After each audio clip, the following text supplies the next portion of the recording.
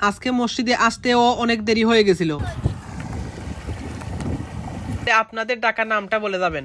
আসসালামু আলাইকুম, সবাই কেমন আছেন? আশা করি সবাই ভালো আছেন। আজকে আসছি আমার বন্ধুর জমিতে ধান কাটতে। আপনারা আমার আগের ভিডিওতে শুনেছেন যে একদিন আমি 4 জন লোক ঠিক করেছিলাম ধান কাটার জন্য।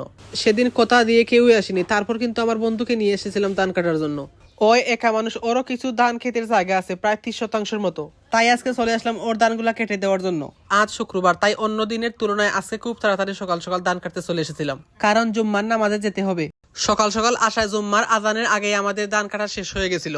ভাগ্য ভালো, ধান কাটার পরই রাস্তায় মারাই মেশিনের দেখা পেলাম। তাই আর দেরি না করে সাথে সাথেই ধানগুলা মারাইয়ের কাজ শুরু করে দিয়েছিলাম। এদিকে আমরা ধানগুলা মারাই করার থাকাকালীন অবস্থায় মসজিদ থেকে আজানের শব্দ শুনতে পেলাম। তখন আর দেরি না করে ধানগুলো রাস্তার পাশে রেখে আমরা চলে গেলাম মসজিদে নামাজ আদায় করতে। কাজ তো সবসময় লেগেই আছে, মানুষ যতদিন আছে কাজও কিন্তু ততদিনই আছে। কাজের চেয়ে দুনিয়াতে ইবাদতের ডাকটাই সবচেয়ে বড় শান্তি। আজকে মসজিদে আসতেও অনেক দেরি হয়ে গেছিল।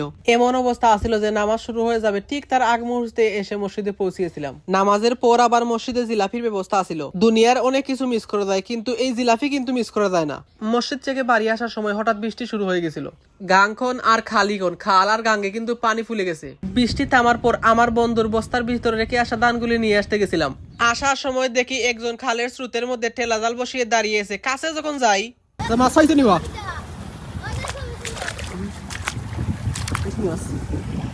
ডাকিন্দা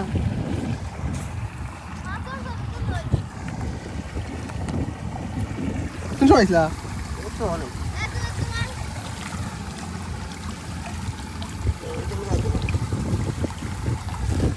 এই যে ছোট ছোট মাছগুলা দেখতে পাচ্ছেন, এই মাছগুলাই কিন্তু আমরা দারকিনা মাছ নামে এটাকে চিনি। আপনারা কি নামে ডাকেন জানি না, যদি হাতে সময় হয় তাহলে আপনাদের ডাকা নামটা বলে যাবেন। বৃষ্টির সাথে সাথে যদি জাল ধরে যায় তাহলে কিন্তু ছোট মাছ ভালো পাওয়া যায়।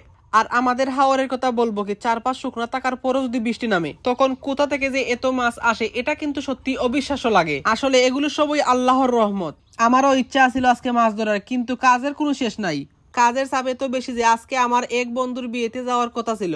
খুব কাছের বন্ধু না, আজকে ধান কাটার জন্য যেতে পারিনি, তারপরেও কিন্তু যাওয়াটা উচিত ছিল। কিন্তু কি করব, কাজ শেষ করতে করতে দিন পার হয়ে যায়। সময়টা এখন এমন হয়ে গেছে, কাজ যেখানে নিয়ে যায় সেখানেই কাজের পেছনে ছুটতে হয়। তো বন্ধুরা, আজকের ভিডিও এ পর্যন্তই। আমার বন্ধুর ধানগুলা বাসায় ঠিকঠাক মতো দিয়ে বাড়ি চলে যাবো। সবাই ভালো থাকবেন, সুস্থ থাকবেন। আল্লাহ হাফেজ।